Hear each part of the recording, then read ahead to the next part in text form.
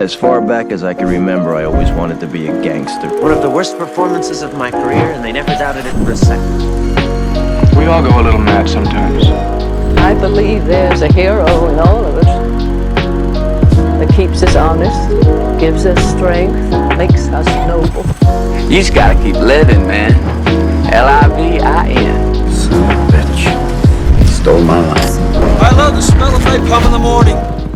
If you haven't yet seen Jonathan Glazer's new film, The Zone of Interest, you need to get to the theater ASAP because he has just dropped one of what might be the unsung hero of 2023, with The Zone of Interest, which is, if anyone doesn't know what a director does, like this is just a true direction from a director where from the very opening of the film, before you even see one image of the film, you just know you're dealing with such a specific vision that's just so thought out and emotionally provoking with a very thought-provoking film. And it tackles, very difficult subject matter with the Holocaust, but also does it in such a fresh way, living in a world where films like Schindler's List exist. He really found a way to give this subject matter a fresh perspective through cinema and really explore different ideas about this horrific event in history. And for me, I think what cinema really is all about the synchronization between audio and picture, and even more so than the script and the story and all that, which is very important. For me, it's very about how you can tell the story with the images and how you can tell the story with the sound and kind of the synchronization between them. And here, Jonathan Glazer absolutely takes that same approach to his storytelling with all about the contrast of what we see on screen versus what we hear in such a very kind of objective, atmospheric film that, when I'm sitting there taking notes on this film, like I can't even keep up with the notes because there's so much detail, so many things to take notes on. And really a film that, every time you're going to rewatch it, you're just going to notice more and more things. So yeah, we can't say enough great things about this film. Oscar saw it before the rest of us at the London Film Festival, and we had to listen to months and months of him talking about how great this was, while none of us were able to see it. And it was like A24, just would you release the fucking movie already? So eventually, a kind of unprecedented where it's getting all these award nominations and no one anywhere pretty much had seen the movie. So eventually, like 3 days before the nominations were announced, I got to see it. Now, luckily, we've all seen the film and know that Oscar was not just gassing it up, and it really did live up to expectations. So, Oscar, what are your thoughts on The Zone of Interest? Yes, like you said, I saw this first last October, and I'm very glad that I got to rewatch it. And I kind of knew this is just instantly after it ended, this is one of the best films of the decade and probably the most important as well. Even with the massive crowd that I saw it with, once the film ended, everybody just felt dead silent, including myself. It kind of leaves you with this really weird feeling. It's a film that kind of challenges like the traditionally over dramatic Hollywood war dramas and kind of excels in haunting us through kind of this sound driven atmosphere that we really haven't seen in this kind of genre before, and it just stands on its own pedestal, really. We kind of begin this film with this incredibly haunting title card as well that kind of slowly fades away, and we're sitting in black for ages without the score glaring in the background, and it just kind of sets the tone of the film instantly. It's so well done. So I gave this a 5 out of 5 on first watch, and somehow on rewatch it got even better. Glaze hadn't made a film in 10 years, of course, since Under the Skin, but this is just such a special film, and if he takes 10 years to make his next one, it's just as good as this, then by all means. I'm a massive fan of his other works, but this is definitely his masterpiece for me. Definitely my favorite film of 2023, and currently my second favorite film of the decade. And like Alex said, it's a directing masterclass. So, Ryan, what were your initial thoughts? Yeah, I'm a big fan of Glazer as well. So like the film was on my radar the whole year, but after you like came out of London Film Festival and called it a masterpiece, like the expectations were on like a different level after that. And then having to wait 4 months in classic like A24 fashion, like the distribution's been terrible. It's probably maybe the worst of the year. It's still not really got like a proper full release, even though it's a Best Picture nominee. It still hasn't got like the full release, and it probably won't at this point. It's so close to Oscars that it probably won't end up getting that. But yeah, it's a film that I'm not quite sure fully grasp every aspect of the film. I've only seen it once. I've not had a chance to rewatch it yet, but it's definitely a unique in its approach, and I really respect everything the Glazer have done for the film. It's almost an anti-movie in many aspects. But yeah, it's very artsy, which I'm sure has put people off quite a lot. Probably a big shock, people going to see this movie, like going to see the new Best Picture nominee. They're not ready for what they're like walking into. It's something that I've always been attracted to Jonathan Glazer in the first place, just because From Under the Skin is a film that kind of stands out as well amongst that genre. It's like Glazer has explored like kind of testing the audience with non-traditional filmmaking throughout a couple of his films now, particularly with the acting, like creating very realistic performances like he did in this one. He'd also done that with Under the Skin, which really made that film stand out. That was literally without real actors in that one, so it was a bit different, but still very different from what we're used to seeing. But yeah, again, tried to do it in this one, which made all the performance really feel quite unique from any other film. And he's a director that doesn't always hold the audience's hand. He's all about making you experience in the film in a bunch of different ways, whether that be like visual or an audible experience. So yeah, his last two have been really films that stand out amongst their genres, and I think he's one of the best directors working out the UK right now. Maybe one of the most interesting, just working in general. And I didn't necessarily walk out thinking this was like his masterpiece. That I know a lot of people think of it. It certainly brings a light to a lot of interesting conversations about just how we like kind of interact with art, and how we should be interacting with different stuff that's happened in real life in films in the future. But yeah, it's nevertheless it's pretty cool that it even got nominated for Best Picture in the first place. So yeah, I really did still love it. It's in my top 10 of the year, so I really liked it.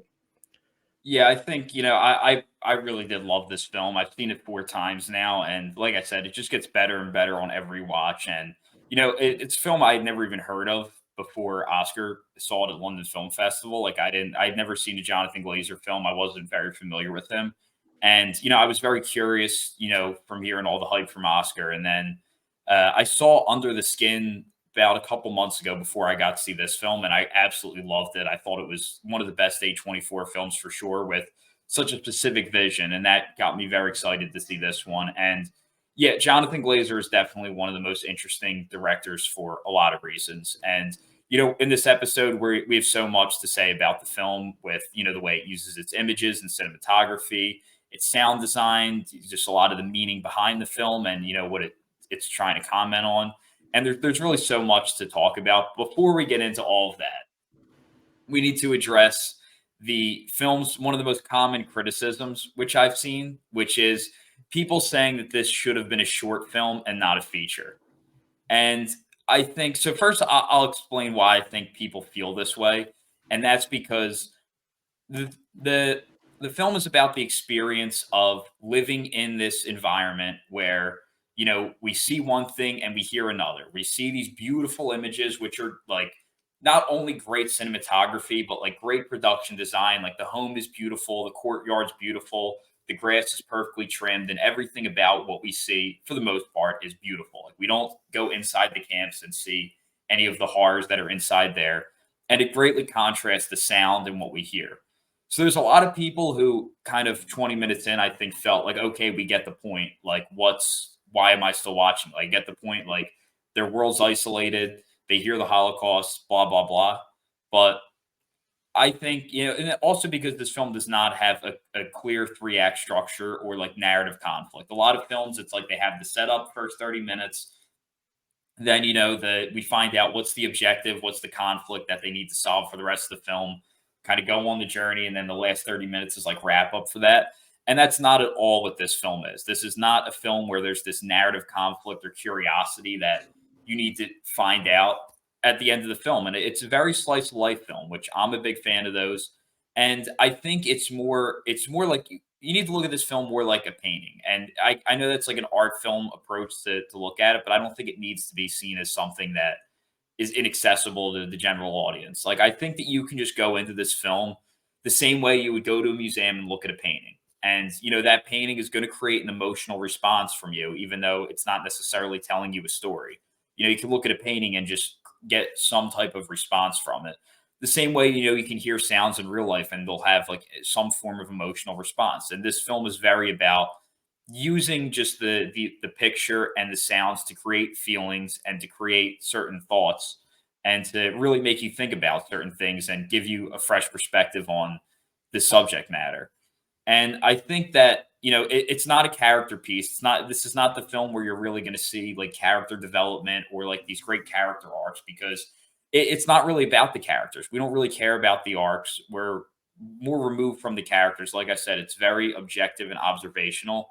And because of that, we don't have this subjective attachment. And I think that's important to creating the effect that the film wants to create. And, listen, like in terms of short films, the short film space is ultra competitive. They're a lot cheaper to make than features.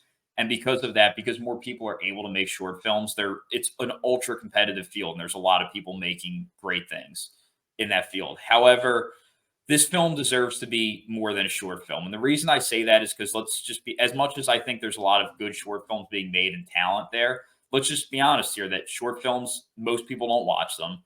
When people do watch them, they're not seen in a theater. And if they are, it's part of a short film lineup where, the feelings that you would leave the theater with of this film, if it's part of a short film lineup, as soon as you have that emotional impact of the ending, you're now watching a new film. So I think because of that, this film deserves its own isolated theatrical experience. And I do think, unfortunately, this film is going to translate horribly to TV. Like, get ready for all the dumb letterbox reviews as soon as this hits streaming, because so much of it is about immersing yourself in the sound landscape and removing yourself from, the sounds and distractions of your everyday life to immerse yourself in the world of this film, which is very much what is necessary to create the effect. So I don't think it's really a film that is going to have a good TV translation, which, building off what Ryan said, is why they really should be pushing harder for a wider theatrical distribution of it. And, I encourage everyone to see this in a theater. If you recommend it to someone, like, really emphasize that they see this in a theater and not on streaming, because it's going to lose a lot of the effect likely because of that. And yeah, it's an experience over plot film, and it's not just about finding out the ending. It's about a film doesn't need to be about just finding out what the ending is and creating a mystery to solve or having this concrete narrative structure and arc. Like, it can be about creating an emotional response and provoking thoughts from the audience. And I don't think that, I mean, even though it's not necessarily an entertainment film, I think it's more intriguing than a lot of the films we see today from like the Hollywood system. But it's definitely using the craft of cinema a different way from what we're normally used to. And I think that, I wish that more people would go in with more of an open mindset towards that, rather than just thinking it needs to be the same kind of structure and format of storytelling that we've become so used to. But Oscar, do you have any thoughts on this, like short film versus feature debate? Not a lot, 'cause I think you've covered most of it, but I just think that with this kind of film, people are kind of going into the short film debate because we spend the majority of this time with this family, and people are like, oh, they're just doing the same things over and over again. Why are we doing this? Like, what's the meaning? People are just like, oh, it could have been a short film, so much easier.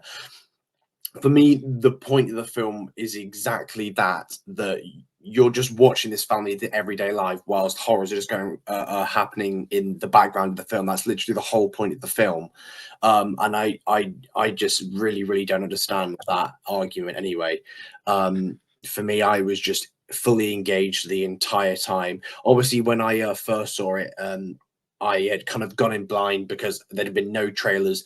I had no idea how kind of the pacing was going to be, what the tone was going to be like. So I at first, like, even for me, like, it took me maybe like 20 minutes to get used to, at least. Because I was quite surprised. But then once you kind of get into on that first watch, it is absolutely incredible.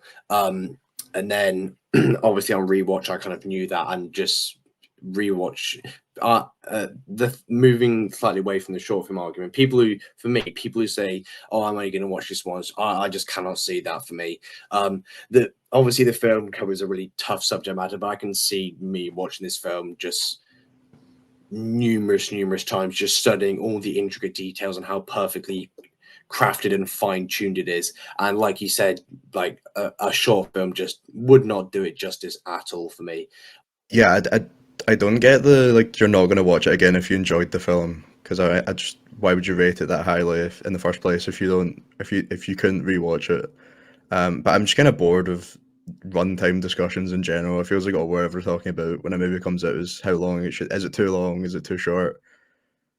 But I don't think Glazer could have necessarily. There's a lot of moments when you're just like sitting on a screen, or I mean, the film opens in a 2 minute black screen. Like, is that necessarily going to happen if it's a short film? There's stuff that he couldn't have done outside of a feature. Do not get the argument in the first place. It's kind of a stupid argument to bring up. Yeah, I think both of you hit the nail on the head. Where like Oscar said, like you need to really sit in this atmosphere for like an extended period of time because, like as we know, like that Sandra Huller's character chooses to stay and live thereafter in this environment, and it's like how much time and the constantness of hearing these sounds that they still seem to be unaffected by even after a long span of time. And like Ryan said, this is a film that with its editing, like it lets the shots linger, like it doesn't rush anything, it doesn't overcut, and it's very much just lets you linger on emptiness a lot of the time.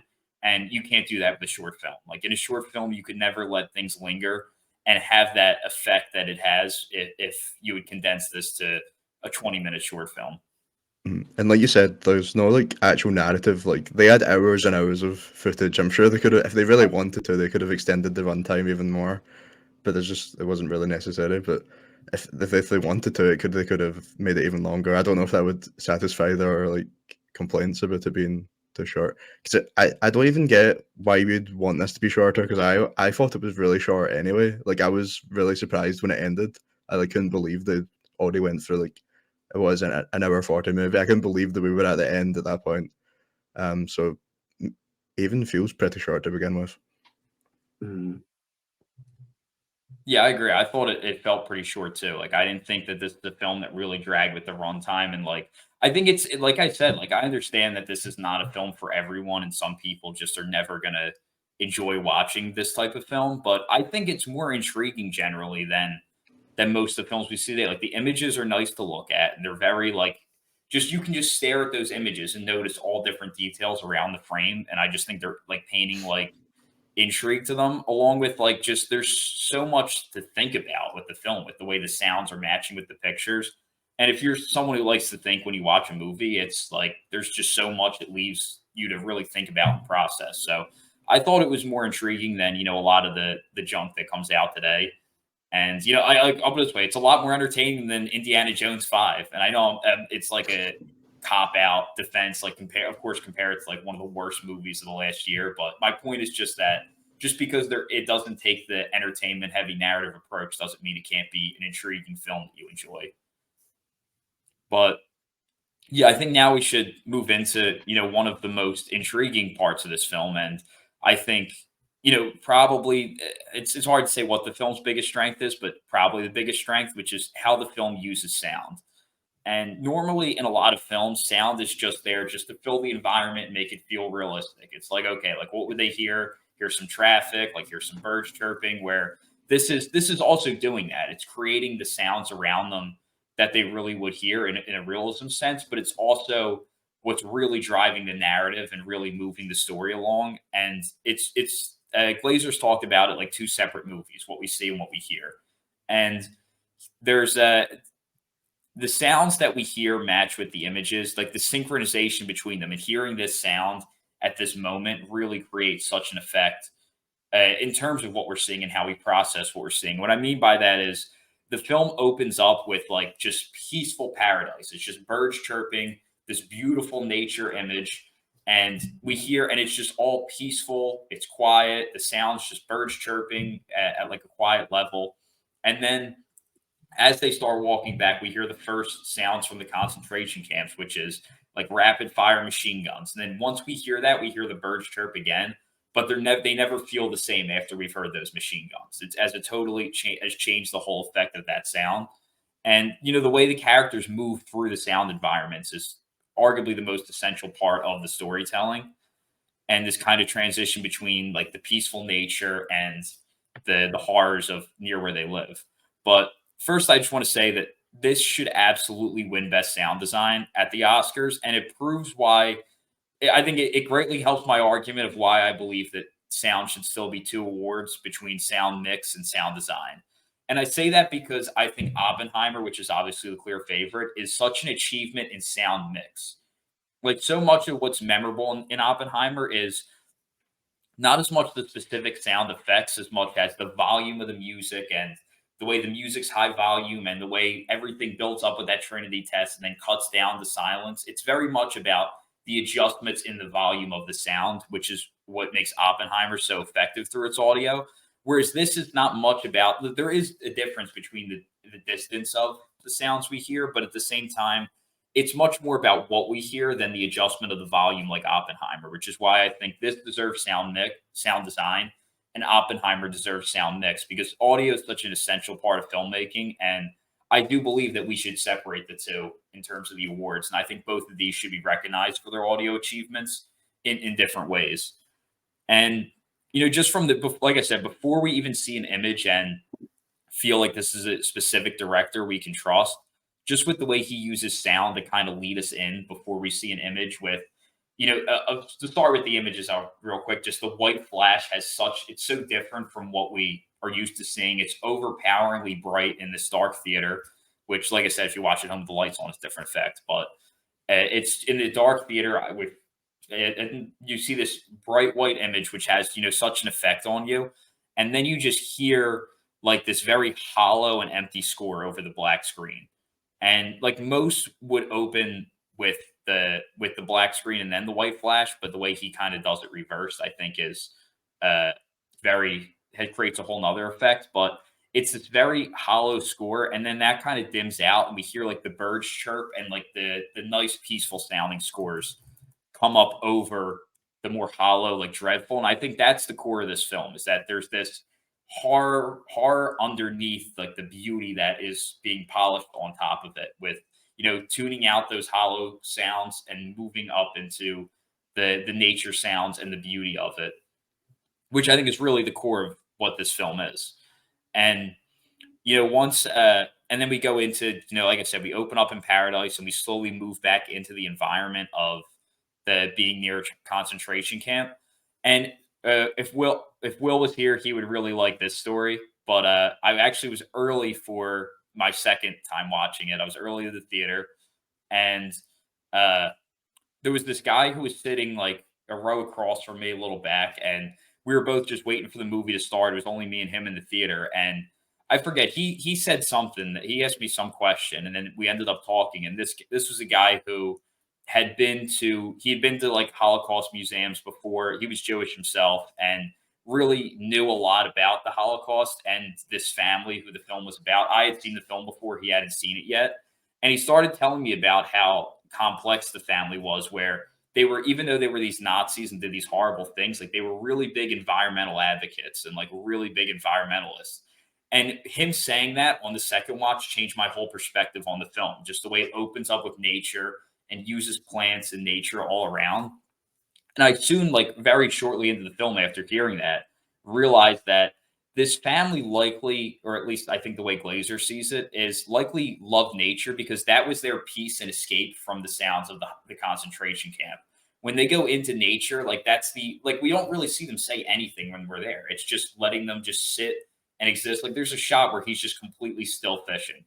And he holds it for a decent amount of time because, like I said, the sound atmosphere around them is the biggest part of the storytelling, and how just the way the sound changes. And it's the only place where they can escape these gunshots and escape these, just the horrible sounds that they have to hear. And obviously we think that, to a degree, it seems like they're unfazed by it, but just from a human perspective, that has to be difficult to listen to these machine guns and murders all day long.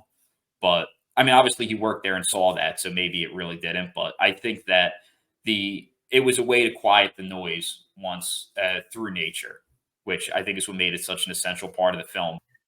Yeah, the sound design, like you said, absolutely stand out of the film. kind of touched on my intro, I just haven't been so haunted by a sound design and have it elevate a film so much in maybe ever, honestly. The kind of biggest thing you were talking about is them or like choosing to ignore what's going on in the background. There's kind of bits of dialogue where I think it's the auntie or the grandma comes and she's just like, is that the wall to the concentration camp? And Sandra Hiller's character will just quickly dismiss it or like, yes, the camp, and they don't like talking about it, like and like slightly moving away from the sound here, but just going on what I was saying. Auschwitz is only mentioned, I think, once in the film, and it's not till like halfway through. So to our eyes, this is just any concentration camp. Glazer doesn't choose to specifically name it as Auschwitz until midway through, and even then, it's only mentioned once. And I think that's so clever. Just rather than just pinpointing that one concentration camp over and over again, he's kind of generalizing as the whole operation almost. And I think it works so well. But as for kind of the sound design, we kind of get these screams at times in the background, and like we never see a character scream. They're just reduced to background noise that's just happening as they're doing everyday things. Or we get quite a nice shot of Christian Fielder's character, the lead, and he's kind of smoking, and the white is kind of fading over. You can just hear the screams just getting louder and louder in the background, and I think it's used so well. And the sound design on kind of the burning and the cremation as well, I think is used to effect, and I'll touch on that when we get on to cinematography later. But I like how there's kind of scenes where it's in the background and like one of the children, it will draw their attention, or like a bit of dialogue will draw their attention. I think that there's arguments going on outside, and he kind of just tunes that louder than it usually would, and you kind of see these childs turn around, and then a parent will come in and dismiss it. It's just the subtle nature of drawing our attention to the background sounds without showing them, I think is just such a genius thing that I just cannot praise enough, honestly. Something that you said, Alex, about how they are just kind of, they're almost like a normal family at like the is it at the water bit at the start, where there's like, it's just kind of like normal sounds. We can hear nature in that different nature or environment. They could be anybody. And I think the intro is so brilliant. Like that black screen, it perfectly sets you up for like what kind of film you're walking into. Like it's not just going to be a visual movie that, yeah, he's almost telling you that to use your ears, listen to the audio. There's going to be like an audio experience as well. And those 2 minutes of just it almost like there was like a sense of like everybody not even knowing if like the film had broke or not. Like I think it's like a couple of minutes that's a black screen, and you're just left there to kind of listen to the nature. I can't remember if there was like actual gunshots in that part, but you're just kind of sat there to kind of digest the audio and like get prepared for what you're about to listen or watch and listen to. So I think that's a great intro. And it's not necessarily a dialogue heavy like screenplay like we were saying. So there's like a lot of the metaphors and stuff have to be shown through visually and audibly, especially in this case. So I think the fact that they are desensitized to all those sounds around them works so perfectly in this film. Because like that happens in any scenario when you live somewhere. Like I have airplanes that fly over my house all the time, but you just get used to it. You don't even notice that they're there eventually. And also, this is a much different scenario. It's a really horrific acts that are happening around them. But that just kind of emphasizes like how kind of a normal situation it is for them in this scenario. And I think it works so well into those kind of themes of the movies that Glazer's trying to talk about. Just kind of how we've just been kind of desensitized to like the horrors that happen around us just in everyday life. Like even social media, for example, like so a tragedy will happen and then it's nothing 24 hours later. Like we ourselves are kind of desensitized to just everything that lives around us, even though it's not necessarily just a wall dividing us in a different scenario. But like you said, like it could be any camp, whereas it could also translate to like any scenario in our lives. So I think, yeah, just the sound is so brilliantly used in this film. Yeah, I totally agree with everything you were saying. I think you know, there's so much just about this the sounds that like how he hides the ugliness with it and like uses it to we can only hear the sounds. And although it's like in terms of tuning out the sounds, like you said, like the planes going over, like I live near the airport, I live near highways, and like I'm always hearing, dirt bikes, airplanes, like cars driving fast, all that stuff. But at the same time, this is actually a very quiet film for the most part. Like there's not really a lot of sound going on around them aside from the gunshots. So I think that just makes them more impactful because they're still at like a further distance and a lower volume when we hear them, but because there's really not much else around here, it's really that all that is left to hear. And I think one of the most horrifying parts of it is how continuous the gunshots are. It's not like we just hear like one or two shots and then it's like done with and they move on. Like it'll go for like when he lets those shots linger, which is another reason it couldn't be a short film. You'll hear like, five, like 6, 7, 8 shots, like, and there'll be pauses in between them, and then the shots just keep going. You'll hear a louder sound effect come up, and then when that dims out, you'll then just hear the gunshots again. And there's, yeah, it's also the fact that there's a real like evolution in story beats to the gunshots that we hear, where especially like towards the end, that scene in the greenhouse, like you'll hear the scream, like the gunshot, then the scream, and then someone else, almost as if there's like Glazer thought of it with Johnny Byrne, who is the sound designer who deserves tons of praise. That there's really like a real story and events happening going on off screen in the camp. And it's not just throwing in gunshots and screams for the effect. Like there really is like an evolution and a story to it, the way you hear the sound effect, which makes it even more horrifying and more effective. And yeah, I think I like Ryan said, I thought Ryan brought up a lot of good things about how it's commenting on modern stuff. And like they very much wanted this to feel like a modern film and feel like something that's in recent history without like kind of the safety of history. They wanted to feel more recent and feel like it's something that could happen again. I do think there's a lot of commentary on, escapism and, I'm sure on the film industry and how the film industry is very much about escapism and just, the tuning out of the sounds and the way we kind of ignore and neglect and put the wall up and immerse ourselves in beauty to distract from, the horrors that are going on in the world. So I think he's very much commenting on all of that. And yeah, I think there's just some examples of some great moments where the sound is well used. Like just in the very beginning. In the very beginning, we really focus on Sandra Haller's character much more than the male lead of the film. It's funny. I actually have no clue like what the characters' names are. Like legitimately, I've seen this film 4 times. I can't tell you one character's name, but actually, because also Ryan brought up that it's not very dialogue heavy, and I think that this is a film that like needs to be beautiful images to distract you from everything else, and that's why it's like some people are like believe that the shots shouldn't call attention to themselves, which I personally don't believe, but I think this is a film where they absolutely have to kind of draw your attention, at least attempt to draw your attention away from what you hear. And uh, yeah, actually, to be honest, like my first watch, like I didn't really follow the story at all. Like I didn't really, I was so like immersed in hearing the sounds and just looking at the images and like reading the images that I didn't even read half the subtitles. And I do think this film highlights the foreign film problem. I listen, I'm the biggest advocate for foreign films. Like I think everyone needs to watch more of them, and they're a lot of the best films ever made.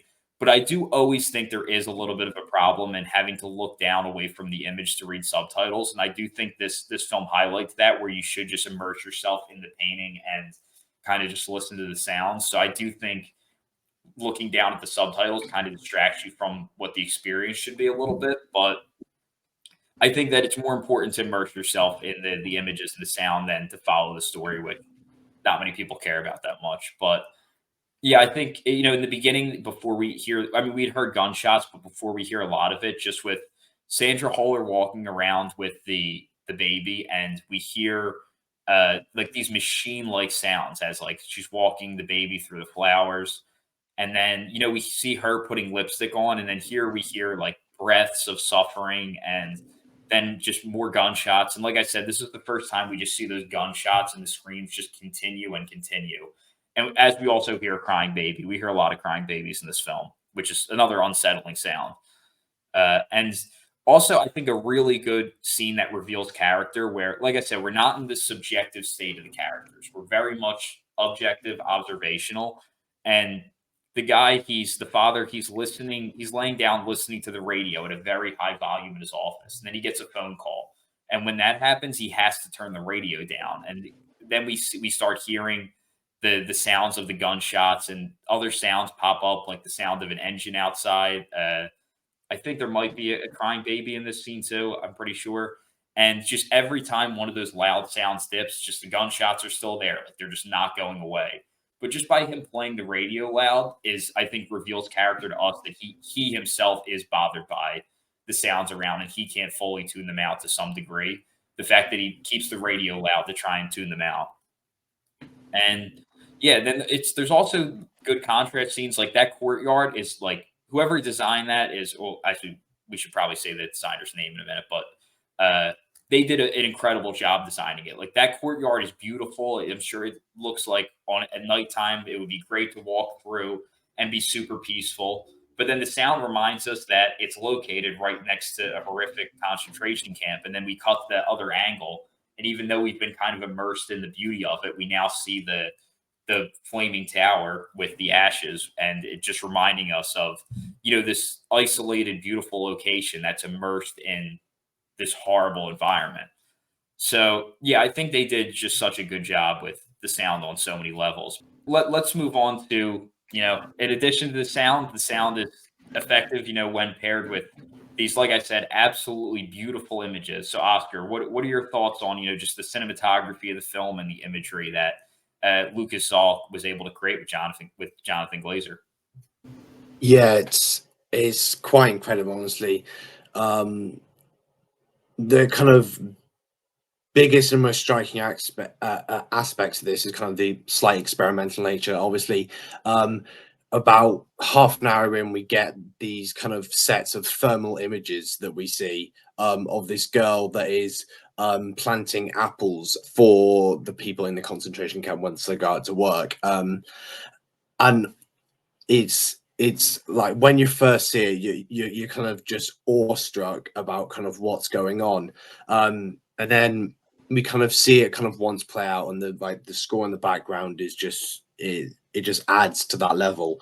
And then as that we kind of move on into as he uses it more, we see the girl move back into her home, and we see it switch back and forth between just normal and not thermal, kind of this contrast of being outside of a house and inside, almost, which for me is the interpretation that I got of it.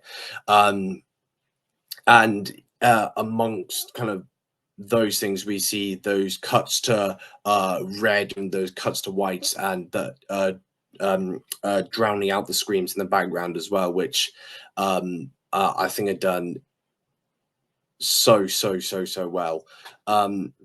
But for me, one of my favorite shots that I haven't heard people talk about yet is there's a shot probably a little after halfway. It's when kind of the grandma kind of wakes up in the middle of the night, and we see her in a room, and the glaring red and orange flames of the chimney are glowing in the background, and we see the kind of this destructive light kind of through one of the windows, and then she's kind of standing looking out, and then we've got on the other side, we've got bright artificial light on the contrast to the side, and I think it's such a genius shot, and I love the way that he just uses that kind of the fiery, the fiery images throughout the night, because it's just done so well.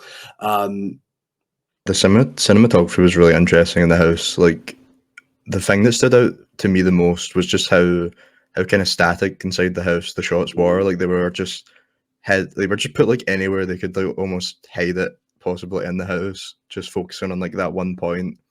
And I know there was hours and hours that they just had that they didn't even use.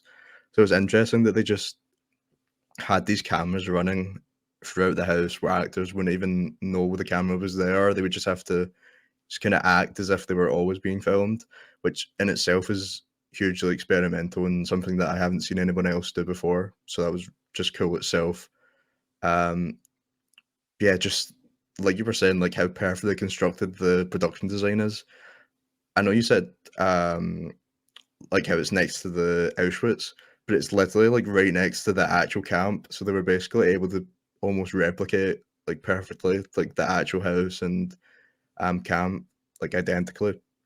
So that's really cool. And then just how they were able to just hide cameras anywhere, like even tracking shots in the garden. They were obviously there has to be a guy there doing it for the Were dog. those hidden cameras But as well? yeah, there was a guy in the bush, like he would still be hiding in the bush following them, so that the actors would still kind of not even know that they were being filmed at that point. Those tracking shots are so powerful because the amount of static shots in there, like as soon as the camera moves, you kind of just get this feeling because it hasn't. You get it. There'll just be sequences where the camera's just completely static. And correct me if I'm wrong, but I'm pretty sure no single shot in this film moves on its y-axis. No shot moves up or down.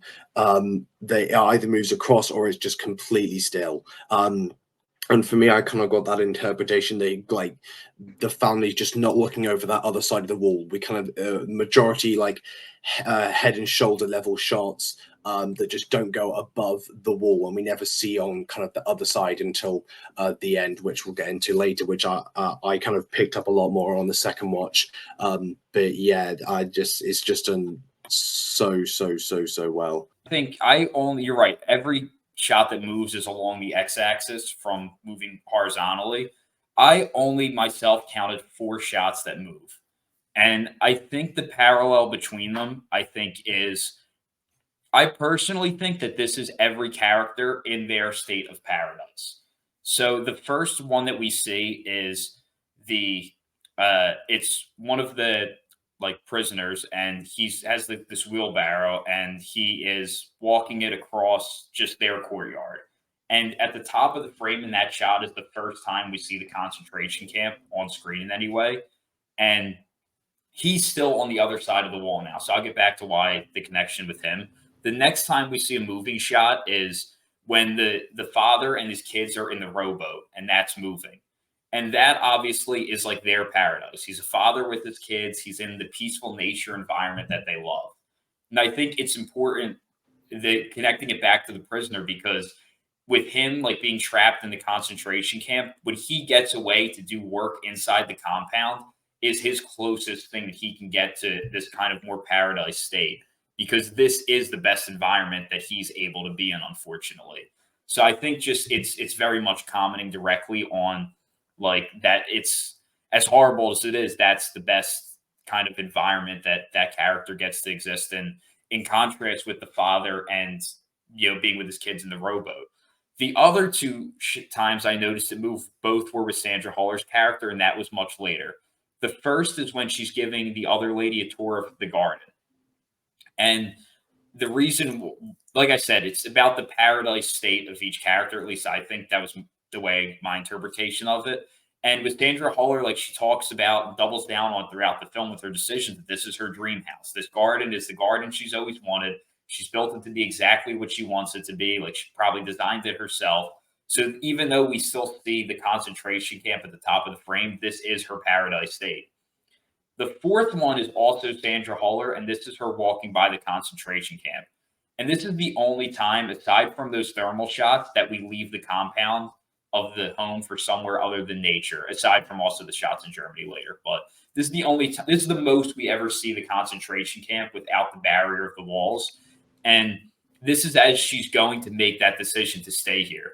So I think it's more commenting like this is still, even though this is right next to her, we're looking right at the concentration camp now. She still is making the decision that this is her paradise state dream house. So I think between the father and the rowboat, the prisoner just like doing work in the yard, and then Sandra Huller, one with the tour, and then 2 by the concentration camp, I think those 4 moving shots are meant to imply the characters in their paradise state of mind. But that's just my interpretation. Yeah, it's really interesting. I wonder how much those shots were planned, because obviously I think they were still trying to hide from the actors whilst doing that, which is crazy to even think about. So I don't know if like they necessarily planned them out, or if it was just in the moment. It's really cool because they were still having to hide, and it's like every shot is like CCTV cameras. It's just so cool. And then like you were saying with the y-axis, I hadn't actually like really realized that it doesn't move like that. But there's probably my favorite shot in the film is when we're observing that the kids and the families play. But there's this moment at the very top of the screen, right above the greenhouse, and you just see the smoke move across the screen, and it's obviously we know it's a train coming in, just from our prior knowledge of how the camp would work. But yeah, it's just the kind of juxtaposition of the families and us knowing that there's just all these people getting moved into the camp is probably the most horrific thing that actually gets shown visually, because we often just see like smoke or audibly hear like bangs. There's not many moments where we see something like actually moving within the camp behind the wall. I think that's probably the only moment when we actually see it. But yeah, so it's just horrific, like kind of the whole implications that just something that small has. This isn't like necessarily about the cinematography, but that kind of scene where the girl's laying down the apples, I think, like, going back to kind of the sound design and the subtlety of the film, I think there's a scene later where one of the boys is playing with his toys, with kind of the window in the background. You can hear like a line of dialogue that's they're fighting over an apple, and it's just like little details like that. That kind of just lead to a whole lot of levels. And I remember like hearing that on rewatch. I'm like, oh, you kind of heart just sinks, because you know what you see from those thermal images that it's because of that girl going out and trying to help them. But yeah, the subtlety and that use of the thermal imaging is just so striking. But I think it just creates this otherworldly thing that's like Alex said, that we hardly ever see outside of the camp, and this is the main and big time that we see outside of the one outside of the camp, as in outside of those areas. I think it's done brilliantly. Yeah, there's so much to talk about the cinematography here because it truly is one of the best of the year. And like I said, I think this is we'll get more in depth later with Jonathan Glazer and him with the Oscars and all that. But I think that this is a direction over screenplay and story films. The fact that this film got nominated for best screenplay, which I don't really think it probably shouldn't be in that category. Yeah, it's an interesting one. Yeah, it's not really like unless they, I don't know, I didn't read the screenplay. Unless they had the sounds that you hear pre-planned in the screenplay, I don't think it's probably one that should have won or been nominated. Yet it doesn't get nominated for best cinematography, which I've said again and again, they always mess up cinematography, but that's just absolutely insane that this film wasn't. And I think, good directors and good DPs know how to fuck with your eyes. And Glazer absolutely fucks with your eyes in this movie. He literally he moves them all around the frame, and just the way, like a painter in a static composition, he's able to move your eye is absolutely brilliant. The eye is drawn first to motion and second to brightness, and he uses both of them to kind of move your eye around different areas of the frame. And he, like we've said, these long, strong static compositions that are held for a long time. And I think when you hold on a shot, it just innately makes it more interesting. And like there's plenty of Hollywood films that take like a digital cutting heavy approach on like this film, where you'll see like a good shot in there and you can't even really appreciate it because they cut away from it so quick. And Glazer really lets these shots linger more and lets you kind of take them in. And like I said, move your eye around different areas of the frame, because he really does divide these pretty much every shot is a wide lens. I don't think there's actually a single long lens used in the film. There's the only shot that maybe I'll touch on it later. There's one shot that might have been, but I think pretty much every shot is a very wide lens. And because of that, he divides like little subsections of the frame. Just from the very first shot, you can see it where, you have the family off to the right. You have that like dip frame within the frame of the bushes towards the top, with the brightest section, which draws your eye, of the people swimming. And also just the motion of that draws your eye as well. And yeah, he is just able to make your eye travel, also through the way he uses visual lines to make your eye travel. Just the lines in this film are so insanely specific. And a lot of that are like, there's a lot of different pathways throughout the film. Most commonly with, there's a lot of green in this film. There's a very green color palette, mostly through just nature. And there'll be often like these gray pathways, but all different kind of pathways throughout the film, which often create leading lines. We'll put some examples up here in the video if you're watching on YouTube of them. And yeah, there's just very distinct line use, and he uses shapes within the frame. Like there's a lot of different shapes in the film, which just shows like the exact precision and detail in the composition. And like I said, they're just visually intriguing to look at, and they should be visually intriguing to look at because it's all about the contrast with the beauty that we see and the horror that we hear. So these should be, beautiful images to look at.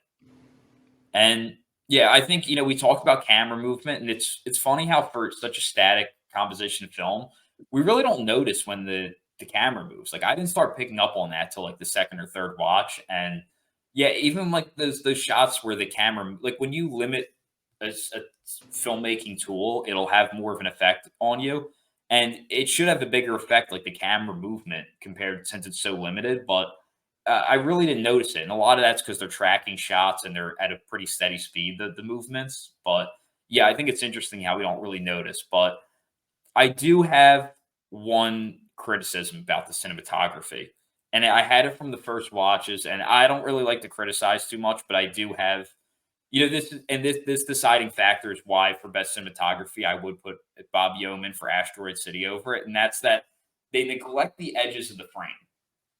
And, a lot of it is their beautiful images in terms of they know that everyone's eye is mostly drawn towards the center of the composition or, wherever it is they want your eye to look. But if you look at the edges of the frame, like whatever's on the edge is often kind of cut off or just like sliced off rather than perfectly lined up right next to that edge, like you would see from Wes Anderson in Asteroid City. And I think like this is a film that's trying to achieve those perfectionist compositions like Wes Anderson is. And just because I'm big on, I always watch the edges of the frame. Like I think it's very important, and that's a big part of what framing is. And because they kind of are more neglectful towards the edges of the frame, I don't know, that does kind of drive me nuts. But yeah, it's still incredible cinematography. It's a very minor criticism because these images are still beautiful to look at and very painting like. And yeah, I think there's just so much to talk about. I think there's a really important scene I haven't talked about, but there's a scene where the father goes out with two children boating, and it's quite hard to miss. But he kind of is in the middle of the river, and I think it's one of the scenes. I think it's one of the scenes where we see it move along the x-axis. But he kind of he's fishing in the middle of the river, and he sticks his hand down and he picks up something, and it's a piece of bone, and he just quickly dismisses it and chucks it back in the river and quickly walks out and moves along to his children, and he's kind of out again. And it's kind of that imagery and like the dismissal, which I think is just done so well. And I think it's used as kind of the overall message that I mentioned, kind of going against the over dramatic sense of Hollywood war dramas and even British war dramas as well. Recently, they're kind of, a lot of them seem copy and paste, and I think this challenges is it so well, just everything subtly does. And going back to cinematography quickly, I love how the garden frames like split horizontally, so you've got the garden on the bottom half and then the camp on the top half as well. And just everything to do with nature, I'm sure we'll touch on a bit more. But the flowers in particular, the use of them, and they're describing the film as used to draw blood, and obviously we see a lot of kind of cuts to red as well. Sorry, continuing on with kind of nature, there's a scene which I watched the first time, I didn't think much of it, and then I realized what it was the second time. I think there's a scene where some guy's behind a wall and he dumps a pile of ashes. I think it's ashes on kind of a garden bed, unless I'm mistaken. Which somehow I didn't pick up on that it was ashes, but I'm pretty sure it is. Kind of on a garden bed is kind of, as they described, as drawing blood. So they're kind of, I guess, the soil and the flowers are taking those in. But yeah, there's just the amount of the use of nature in this film to weave in the subtle haunting nature of what's going on around them is, yeah, it's done very well. This is the downside to the film still being in theaters, which is a good thing because I hope that this encourages people to see it in theaters, or encourage other people to see it in theaters. But if it was on streaming, we'd be able to actually show more of the images from the film and break them down, which I really wanted to do, but unfortunately they're just not available online. But we're going to throw some up if you're watching on YouTube, whenever we have access to. But yeah, I guess just two things that this film does the cinematography really well is the way it uses depth and the way it uses height.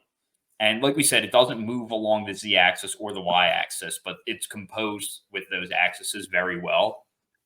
And a couple of like just from the very beginning, like there's the one shot of the steps on an angle, and you can see like this balcony just perfectly framed at the top of the frame. Like Oscar talked about, those vertical shots where you see the concentration camp just over the wall, or just in the very opening shot, like just the height of the hills in the distance. It's just such a great mixture of height and depth that they're able to use. And yeah, like also, like I said, like the subsections of the frame, like in the opening shot, like bottom right frame, there's like a quarter in the bottom right frame, where like that's like the family section and point of interest in the frame.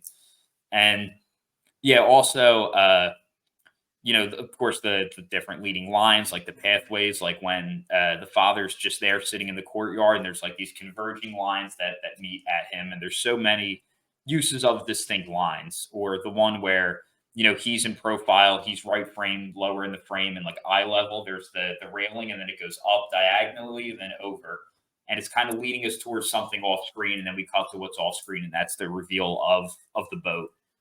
And another good composition was when they're in his office, and they're literally like talking about the logistics of like building a gas chamber, and it's like they're doing it in the most as if it was like a deal about how many sneakers are going to sell. Like it's like the most like casual business meeting, and they're talking about a place that's going to be used to slaughter millions, which is pretty insane. And Glazer subtly emphasizes it by they always say to have a character looking the long ways. So if the character should never be like on one edge of the frame looking towards the edge. So if you're watching, if I'm looking, I'm gonna fuck it up because the mirror thing, but basically they have the characters look short side because it's more unsettling. It's something some horror movies will sometimes use, and he uses that composition here in this meeting with the Nazi officers. And then a great depth shot they use very early on, where we have in the mid-ground like the white curtains hanging, and there's like a frame within the frame where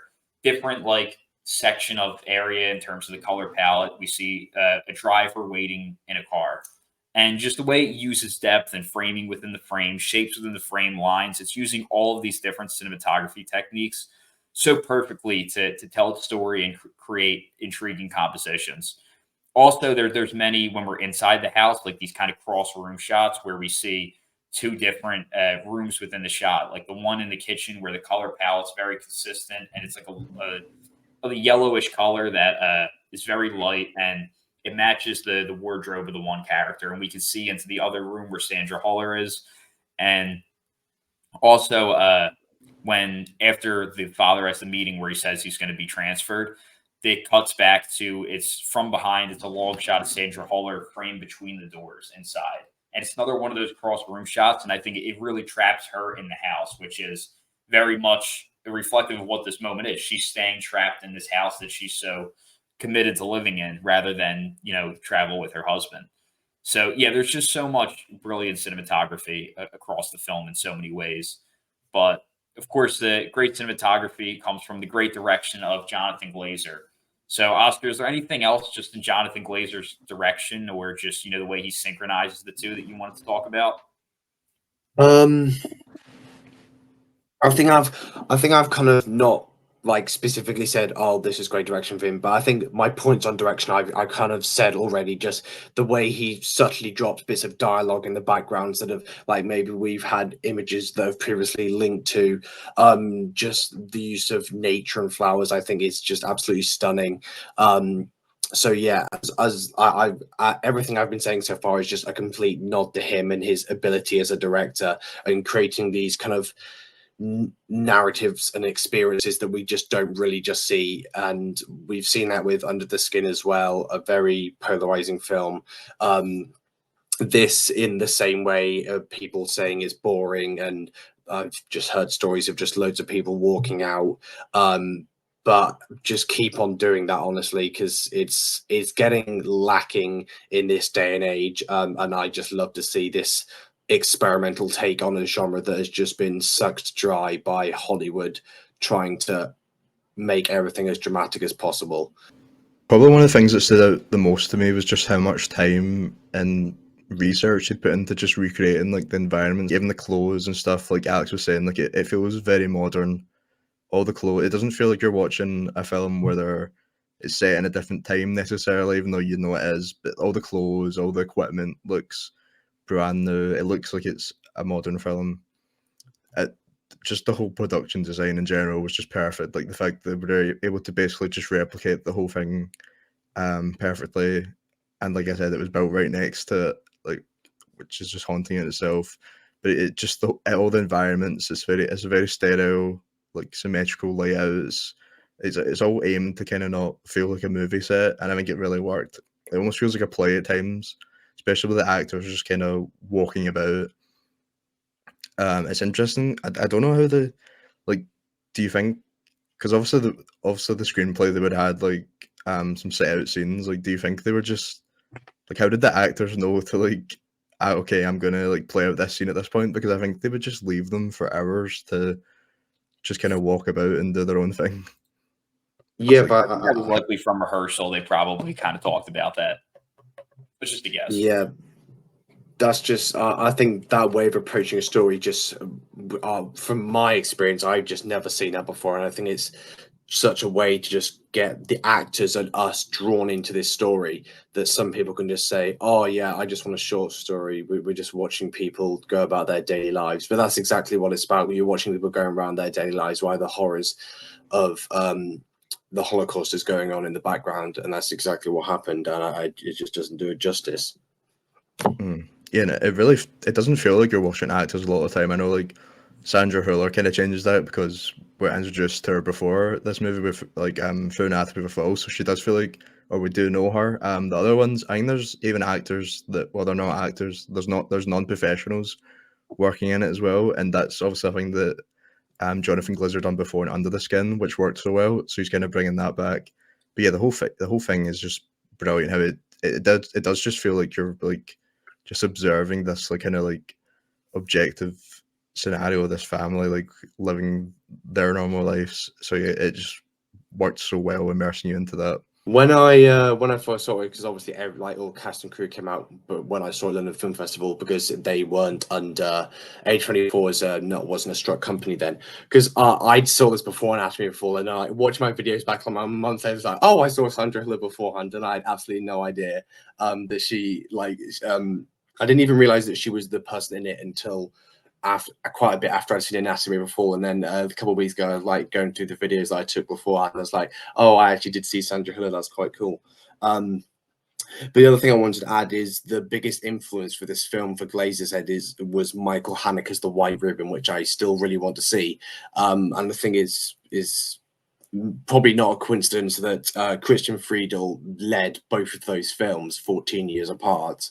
But it's a film that's been on my radar ever since I kind of heard it as the biggest influence, and I absolutely want to get around to it because, yeah, I want to see what inspired him so much. But yeah, Haneke's films do stand out, like this does. Like they're always usually something very experimental about them. So yeah, I'm interested to see that as well. But yeah, another scene that I wanted to talk about, you talked about it earlier, Oscar, but it was just that shot of the girl in the thermal vision. Just how much of a like huge contrast it was to everything else we're seeing. A lot of the movie is just natural light, so it's a huge contrast when you switch to suddenly this thermal vision. And I think that was a big talking point for one of those, or for that reason. Like that seemed to be like the big thing that everybody was talking about, trying to figure out what it means, what it stands for in the film. And it stands out so much against the rest of the film just because they were using such like natural elements to kind of light and shoot the film. And obviously there's a practical element to like they've been using this natural light all this time, so it doesn't necessarily feel right to then fake lighting when she's going out into this like pitch black trench. So it's the only way to kind of really shoot it. But I know Glazer describes it almost as like being like the girl being like the only source of light or like hope in this environment of like just all the horrors around them. I mean, and she's literally glowing in like the dark because of the heat coming from her. So yeah, there's a lot of stuff that you could pull from that. Did you have any other like interpretations of that moment in the film, or? No, I was kind of I actually even wrote down that like I don't really fully understand it. I think like your interpretation of like her as Hope definitely is fitting. I did notice that they because eventually we see where she lives and the mother goes back outside and it's back to the thermal. So inside of her house, which I guess is like a place of comfort, maybe I'm not sure. Yeah, but There's it's a true story. Like they actually talked to the girl from it. I mean, she died just after it, but see that shot when she's playing the piano? That's her actual house. oh well. Wow. Shit. Yeah, I thought that that shot of her at the piano is so great. It's interesting how Glazer, even though we can kind of see a glimpse of her face and profile there, like we never really get a good look at her face, and it's mostly kept kind of obstructed from us. But just that light flare shot down on her, like, is obviously pretty straightforward, but in a very poetic way, I think. And like I said, just the image is speaking more than the dialogue. Just that image says everything we need to know about this character along with the way the audio in that scene speaks for the characters with this nice peaceful piano music, which is unlike anything else we've heard. Yeah, I think just the direction Glazer brings is so incredible, and I personally am. Oscar picked him in our Oscar episode before any of us had seen this to win Best Director, and I now know that he was right. Oscar, you were right about that one because I think Glazer brings the best direction of the year. And obviously, the elephant in the room when I say that is Christopher Nolan, who most people are picking to win. He's who I picked to win from the nominees. But and listen, Christopher Nolan deserving? Absolutely.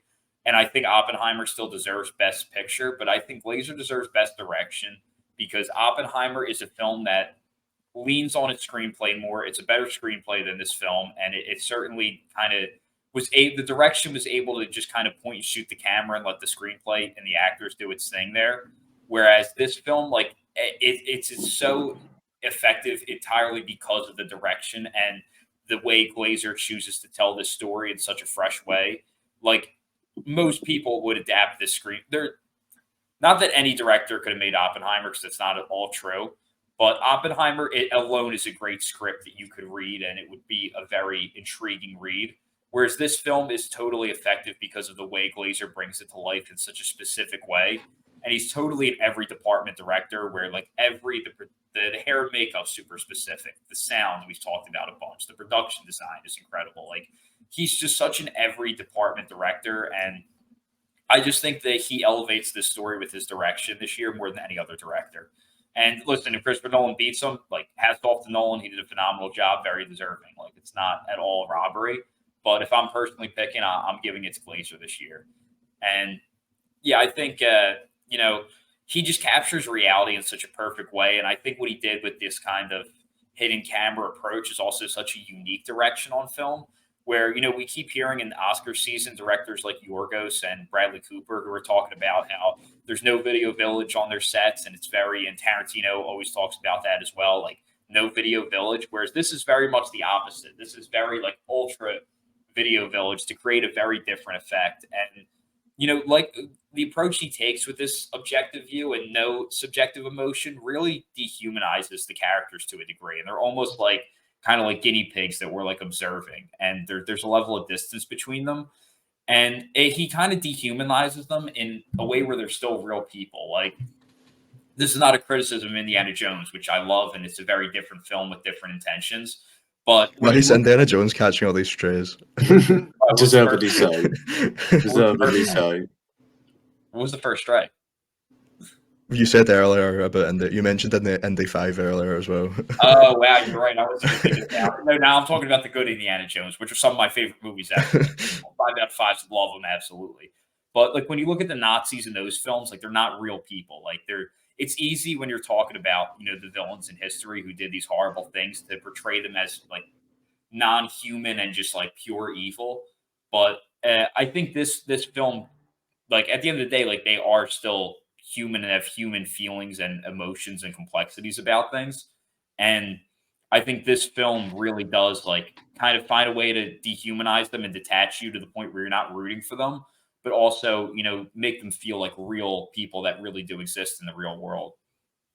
And it's also encouraging to see a director who makes such a great film in a language they don't speak, because it's something I've always been interested in doing. And I'm sure it's insanely difficult, but I think that yeah, it's he did a great job. Like, I don't know the intricacies of German. Like, I heard him say in an episode that there's intricacies that a lot of us just won't understand because we don't speak the language. But yeah, that's a very encouraging thing to see. And he also, of course, does a great job directing the actors. Just the way Sandra Haller slowly evolves into like this more anger and bitterness by the end of the film, rather than like the more positive faces we see her in her lonelier moments in the beginning versus at the end.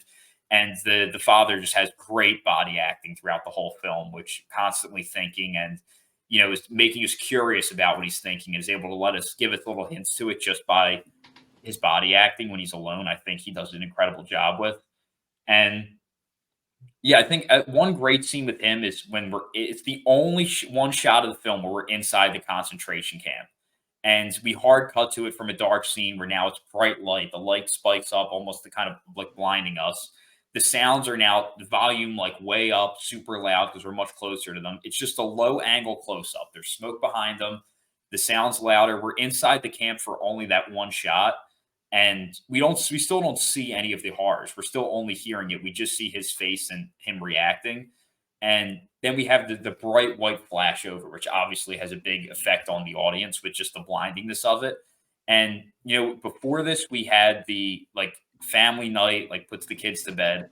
Then we have this one shot inside the concentration camp. And then the juxtaposition from there is his kids leaving the school, like a nice suburbia paradise image of just them peacefully, very safe, like tons of safety, walking to school. And I just think that's so strong and just a great juxtaposition used to tell his story. And there's really not a lot to say about the music because it doesn't use a lot of music. And he said that every time that the film, when they were editing it, like the composer Micah Levy, I believe the name is, and they said that the music was just not matching with the film, and it just didn't. They claimed the film was rejecting the music, and I do wonder if the score is meant to be like a conscience to a degree, because we obviously hear it in both of the thermal sequences with the girl, and then we hear it again when the father's leaving one of the meetings in Germany, and we see him like really deeply thinking about things after. So I wonder if that's when he's starting to realize the seriousness of what he's done. I don't know. That's just a guess that maybe it's about the film's conscious, but I think that's kind of one of the best things, the lack of music, honestly. I think that works to a T and just elevates the sound design even more because kind of nothing's there to stop it almost. And I think the lack of music creates that sense of horror on it. there's a lot of things I think he uses visually really well. But I think one of the biggest things he does, like I said, like great directors know how to fuck with your eyes, and Glazer fucks with your eyes mostly with like the way he makes light like imprint on your eyes. Like when you're staring at a white screen for a certain amount of time, the next thing you see, it like leaves an imprint on your eyes for a moment after looking at it. It's like the same way, like if you stare at the sun and then look down, like you're going to see that imprint in your eyes. And Glazer, not a lot of directors do that, and Glazer uses it so perfectly, just with the way he creates like these light imprints. And he uses, I think, twice with the white flash, and then the most impactful one comes right at the midpoint with the red, where we see Sandra Haller giving the tour, and as we learn later in the film, these events have the sounds have the least of an effect on her of any of the characters. And after she gives that tour, like we just slowly keep like the shots move slowly from one to the other of the flowers, and we just get closer and closer. And the sounds of like bees buzzing builds in, and the screams get louder and more horrific. It's like some of the most horrific sounds that we hear.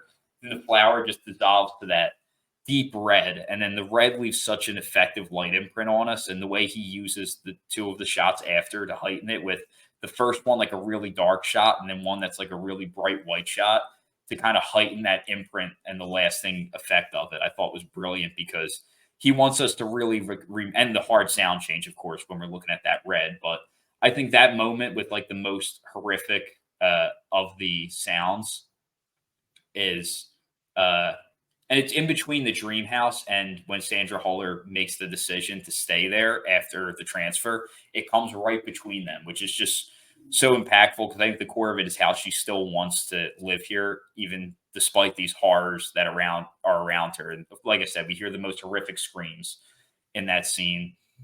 And yeah, I thought that was super impactful. And then also, the way the film uses nature as well, like because to me, like plants and nature are a symbol of life, and like yeah, just life and like I guess purity to a degree, and how it's just kind of this all over the film. We have like this bright green, which is like a symbol of life, as behind them, of course, the sounds are the sounds of death, which is I think a perfect contrast in terms of visual, like artistically, poetically.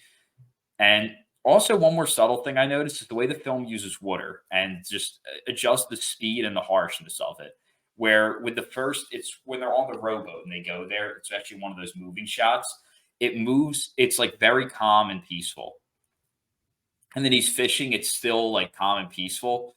And then on the way back, as they're going back towards the horrific sounds out of this peaceful nature, now it's a lot harder. It's raining. It sounds louder. The camera's lower and closer to it as the stream's moving quicker.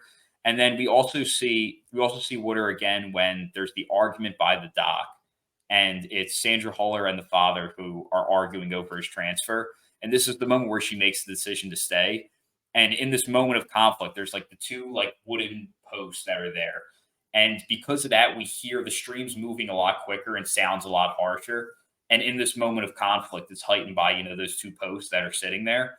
And just the way the intensity of the stream and the sounds of the water pick up and adjust based on the situation, I thought is very subtle, but kind of great storytelling from Glazer. And, when you listen to Glazer in interviews, he doesn't really talk about things ultra specifically. And it sounds like he really is someone who just relies on natural intuition with a lot of his filmmaking. And I think it comes across with this, like, he just subconsciously knows what's right to kind of poetically express the ideas he wants to express through cinema. And yeah, so I think now's a good time to kind of just go into just the meaning behind this story. There's so much meaning behind it, and like what Glazer's trying to say. So I mean, Oscar, I know we talked a little about the escapism, but what do you think Glazer really wants the audience to kind of walk away with here? I think there's a lot. Like I've been saying the whole thing, the lack of like a dramatic nature is kind of the biggest thing behind this meaning, and how it links to our characters who are just so dismissive of everything that's kind of going on around them. Just the lack of naming of Auschwitz and everything. Like how we talked about earlier, like just about how they got used to their environment and stuff. Although I think a lot of that, like I could have gauged just off the poster. Like how you were talking about this is like a piece of art more than like just a piece of like media. I love the poster itself, or just the name. You could gauge a lot of the stuff that he's going to bring up in the film. But I think one of the most interesting stuff that it kind of brought forward was just this conversation about how we are kind of treating art in general now, and like how can events like this be portrayed properly through film, and like just kind of how acceptable it is, like that Hollywood's kind of conditioned us to like treat tragedies like this very lightly and more for entertainment.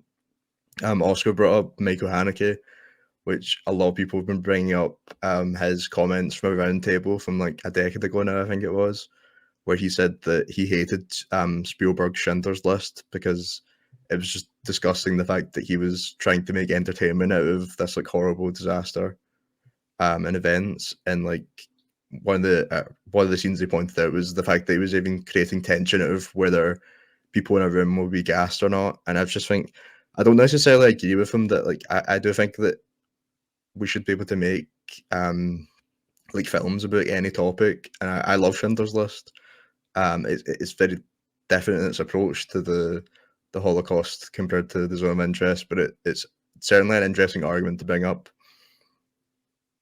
And I think it works so well into like other things in the films, like try to bring up like how the families become desensitized to horrors around them, how we've kind of been desensitized to all the media and everything that we're like surrounded by in it, like that it's just almost become like a normalcy, a like normal thing that we don't really think about as this big horrible thing, unless it's put in this scenario where you're kind of made to face the like actual horrible side of it and like to think about it like Glazer's made you doing this. So yeah, it's just a interesting, like, almost conversation about how we even like consume content, and like, should we make films about it like this? Because I think even the fact that he's made a film like this, like, it's still entertainment. Like, there's enjoyment to coming out of good filmmaking or and like cinematography and stuff. Like always said, like I get enjoyment from stuff like that on its own, even though it's not got like exactly like a screenplay that's exactly like very entertaining. So there's certainly stuff like to be said about that. But yeah, I don't know if I necessarily agree with Haneke's comments. What do you think about what he said about like stuff like Schindler's List or like Taika Waititi's what's his film called again? Oh, Jojo Rabbit. Yeah, stuff like that. Like they don't really take these like situations serious. I think it's an interesting thing because like I've said, I've just rinsed Hollywood on this pod so far. There's an extent to now which I just see is just being rinsed through and through now, and I can see why he's making those comments. But I think out of all the things that kind of dramatize it in that way, Schindler's List is one of kind of the best to do it in Hollywood. So in that way, I disagree with him, but I can see absolutely where he's coming from, honestly. And I kind of like that Glazer's take that and built on it and given us something like this. But yeah, Alex, did you have anything to say about Haneke's comments? Yeah, I don't agree with them. I think Schindler's List is one of the most emotionally powerful films. I think it's super thought provoking. I think it treats its subject matter in a very mature way. So I don't agree with his comments, but I do think it's an interesting question. I think it's something that we should be asking ourselves, and it's an interesting conversation to be had. And I think one thing that I really like about this film is that it's a question over message film. It's not really like telling you anything. It doesn't. There's no character with the big monologue of where the director's kind of telling you how they feel about anything, and it really is just kind of presents a reality to you and lets you decide how you feel about it. And I like films that kind of ask questions more than tell you what to feel. And I think this film is more effective because of that. And yeah, I do think I've talked about. I think it's a lot of it's about not as much about the Holocaust, but the neglect of it and trying to tune it out and escapism. I think it's all about that. And I think that, also we forget that we look at World War II, especially us, like the younger people, as we obviously know that the Nazis lost the war, but like you look at a film like Casablanca, for example, and I always say this to people before they watch it, is that you need to remember when you watch that film that it was made in a world where the idea of the Nazis conquering the world seemed very possible. Like it seemed very possible that Hitler could literally conquer the world at that time. Like they were doing a lot of damage in the war. They were at the height of like their military power. And we need to remember that there were people who like this was their career and they saw it as, Hitler's going to win the war. So they wanted to, rise up through, through the ranks of the Nazis. I'm not saying that's right or anything. I'm just saying that there were people that was their mindset and intentions, but it's yeah. So I think it kind of just reminds us that like, you see them like they're a regular family. And Glazer talks about how he wanted us to see our similarities, not like Schindler's List, where you see your similarities with the victims of the event, but see our similarities with the oppressors and make us kind of ask questions about ourselves. So I think the film does a very good job with that. And yeah, I think, it's, I'll put it this way, like it's a film that you don't need to read the subtitles. I don't think like you can, I think, watch this film and think a lot of different thoughts about it and really have it be thought provoking without actually knowing what's going on with the characters. Just by immersing in this environment with these sounds, I think is enough to make you question a lot of things. And just simply watching the family exist and do things, I think, is enough to kind of make you ask questions about them and reveal some character, even if you don't necessarily follow the dialogue. And I didn't really start paying close attention to the story and the characters till like the third, fourth watch personally. And, I think there's definitely some interesting things. Like I think a lot of it is the question of, what's the family sacrifice for? And, there's just some interesting commentary on like, what moves through the home and like the different Nazi officers going in and out of this dream home of Sandra Huller's. And, you see them doing family activities like going fishing or going for a picnic with the family or things that like are things that make people see similarities between themselves and the oppressors rather than themselves and the victims. And I think there's things. Also, one shot I forgot to mention, just because it popped in my head, is there's a brilliant shot where it's like horror movie like, where it cuts right as the lights are shutting, and we think we see a glimpse of someone in the background, almost like a horror movie.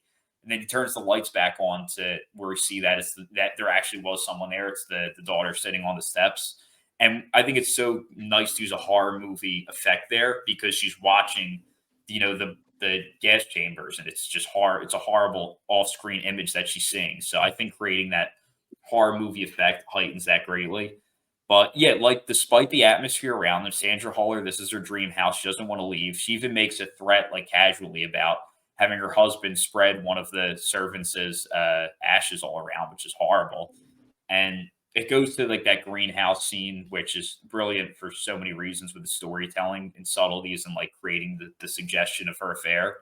But it ends just with you see it's the only shot that I think maybe was shot with a long lens or just a wide lens at close distance, where it ends with the guy he's spreading the ashes. We don't know if it's of that girl or if it's just someone else, but it just is kind of showing you the horror behind the dream house, which Sandra Huller's clearly aware of, and her character just does not really, it doesn't have an effect on her.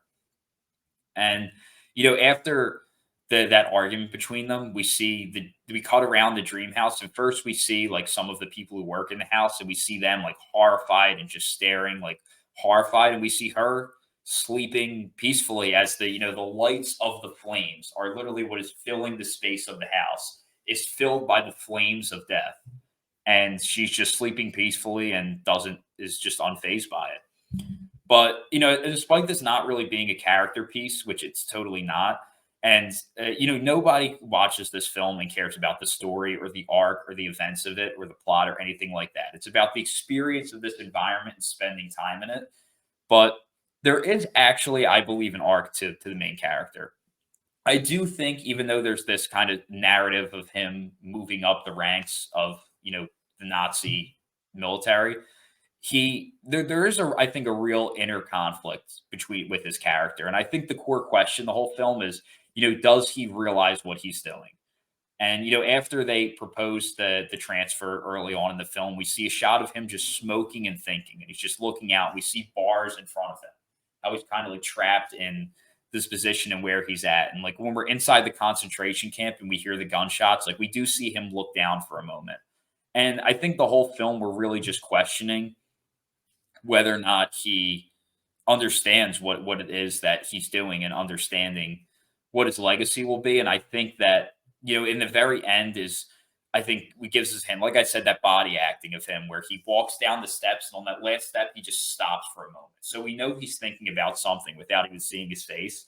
And then he just starts gagging and then goes down another level of steps and he starts gagging some more.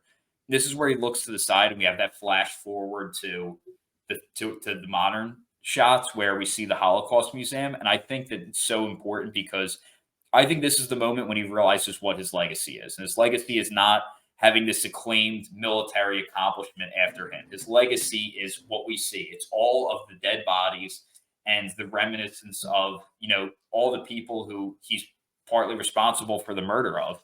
And I think it's really an arc and narrative about him eventually realizing what it is his legacy is going to be, which is just such a powerful, thought-provoking ending that wouldn't have had the same effect if it was a short film. This ending's one of the most haunting, one of the best endings of the decade by far. The only time we see in the film the inside of a concentration camp, which I think works so well, and not just in the film but as a person, it's the only way that we can see inside a concentration camp. And I think that's what Glazer does so well. He restricts us from seeing it in the film when it's set in the past, because the only way that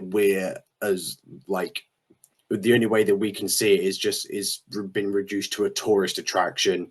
And I love the use of sound in this. He just lets the caretakers just play out and just do their thing as kind of the family is like their everyday thing, their job that they do. And then I just that the one, probably the best shot of the film for me, just that last shot, the hallway, just the dark tunnel that you have no idea where it leads, and you kind of obviously you talk about the arc, you see him kind of gag and throw up on the stairs as he kind of descends further and further down, and to your eyes he's just descending and like every level's the same, as he's just going further and further down, and it's just such an incredibly powerful ending. I know a lot of people seem to think the ending is really out of place, and I can see that because it's quite a thing to do, just to cut to present day, just seeing the aftermath really of what happened in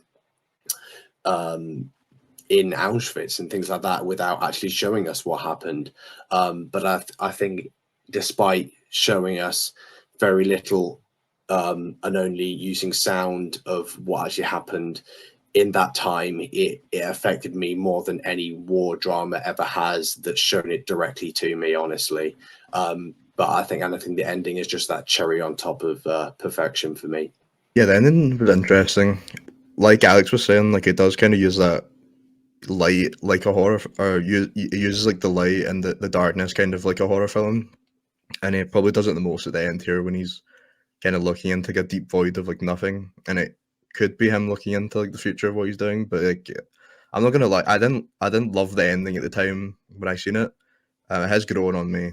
Like I said, it does feel kind of sudden. Like I didn't expect that we were at the end of the film when I first watched it, and I haven't rewatched it yet, so it could feel very different on rewatch knowing what's coming.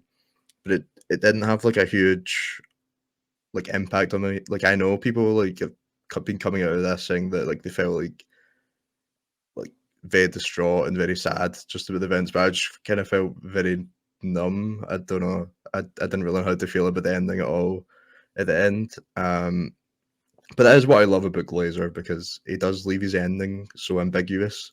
Like it is interesting because there's so many different views that you can take from it.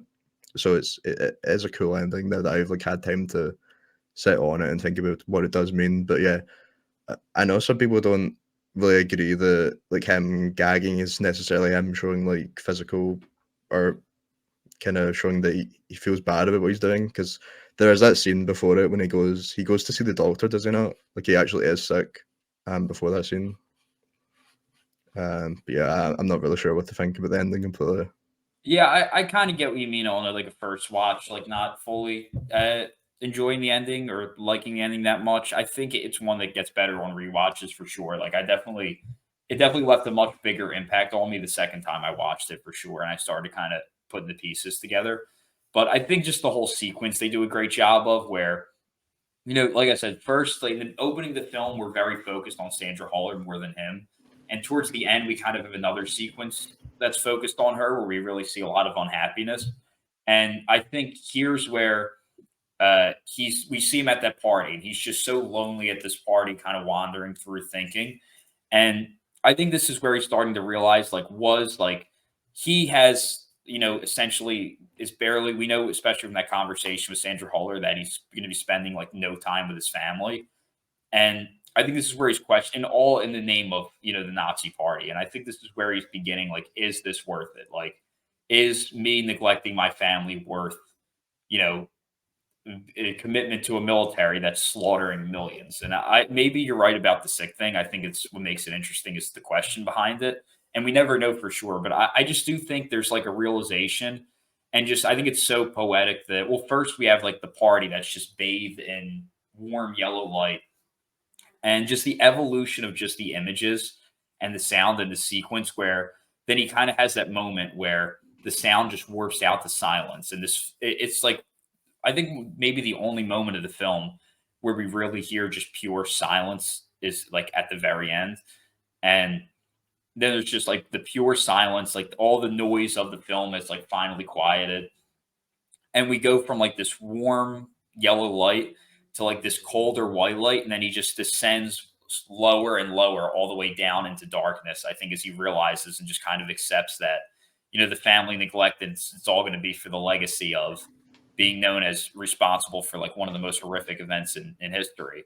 So I definitely did see it as him kind of understanding and realizing what his legacy is going to be.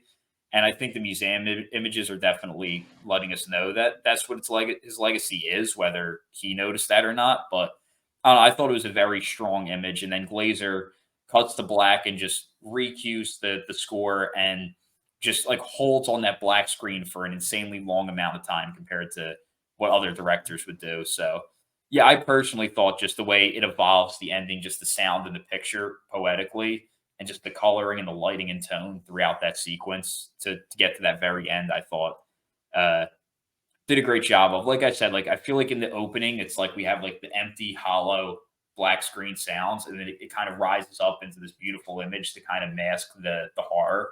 And I feel like now we kind of descend back down into it at the end. But that's just my interpretation. Neither of you have Mm. anything you wanted to add on the ending or just the I film as don't. a whole? Yeah, I don't know if he necessarily feels bad about what he's actually doing to like the Jewish people in the camp, because I don't know if obviously they don't think of them as like actual human beings, but I think it's more like kind of shows it when he's talking about the party, the scene that you're talking about, and he's talking to his wife on the phone, and just casually brings up that all he's thinking about is how he can gas everybody in that room. So maybe he's starting to kind of feel that he's losing himself, or maybe rather than feeling guilt about the actual people in the camp. But yeah, I know it's an actual guy, isn't it? Like it's based on a real person. Mm, Yeah, I know that from the guy who I was talking to in the theater on my second watch. He was telling me that like they were a real family. Yeah, like the sequence leading up to the ending, we get kind of he's in that kind of party scene. We get that really good shot of him overlooking on the balcony. I think that's a really good lead up to kind of what Alex is saying. He's starting to oversee kind of what's going on and just what he's kind of gotten into as he's moved outside of this concentration camp, and kind of the use of levels here. Like he's on kind of the top half now, is like the contrast to earlier where the concentration camp is on like the top half of the shot. And I think that works really, really well, kind of linking to the ending and that almost realization of kind of what he's done and what the legacy he will leave after that. But yeah, I just wanted to get that in because I think that party scene is quite good.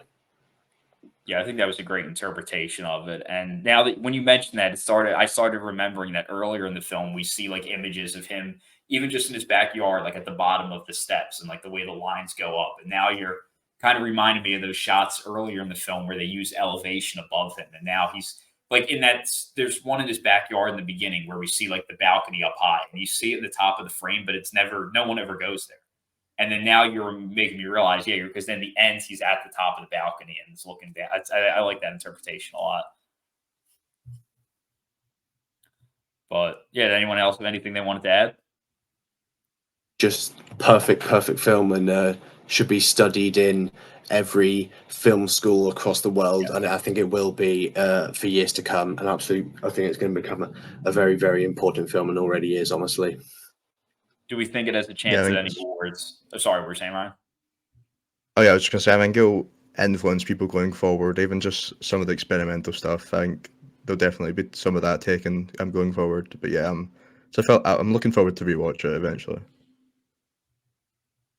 Yeah, do we think it has any realistic shot at awards?